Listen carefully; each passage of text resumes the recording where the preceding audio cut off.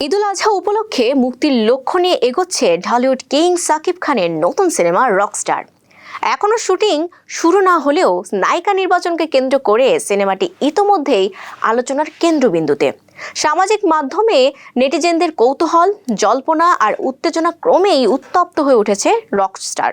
একদিকে বড় পর্দায় অভিষেকের পথে মিস ইউনিভার্স বাংলাদেশ তানজিয়া জামান মিথিলা, অন্যদিকে দ্বিতীয় নায়িকা হিসেবে কোনো পাকিস্তানি অভিনেত্রী যুক্ত হওয়ার গুঞ্জন। সব মিলিয়ে ঈদের আগে সিনেমাটি ঘিরে তৈরি হয়েছে রহস্য আর চমকের আবহ। গণমাধ্যম সূত্রে জানা গেছে, রকস্টার সিনেমায় একটি গুরুত্বপূর্ণ নারী চরিত্রে অভিনয়ের বিষয়ে ইতোমধ্যেই একাধিকবার পরিচালকের সঙ্গে বৈঠক করেছেন মিথিলা।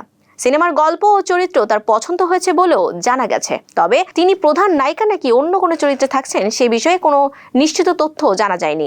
এদিকে সিনেমার মূল নায়িকা হিসেবে পাকিস্তানের শীর্ষ কোনো অভিনেত্রীকে নেওয়ার পরিকল্পনা রয়েছে বলে শোনা যাচ্ছে, যদিও বিষয়টি এখনো গুঞ্জনের পর্যায়ে রয়েছে। কোনো চুক্তি চূড়ান্ত না হওয়া পর্যন্ত নির্মাতারা এখনো কোনো নাম প্রকাশ করতে আগ্রহী নয়। এ প্রসঙ্গে রকস্টার সিনেমার পরিচালক আজমান রুশো বলেন, নায়িকা নির্বাচন নিয়ে এখনই কিছু বলা যাচ্ছে না। দ্বিতীয় নায়িকার নাম আমরা আনুষ্ঠানিকভাবে ঘোষণা করব। চূড়ান্ত হওয়ার আগে মন্তব্য করা ঠিক হবে না।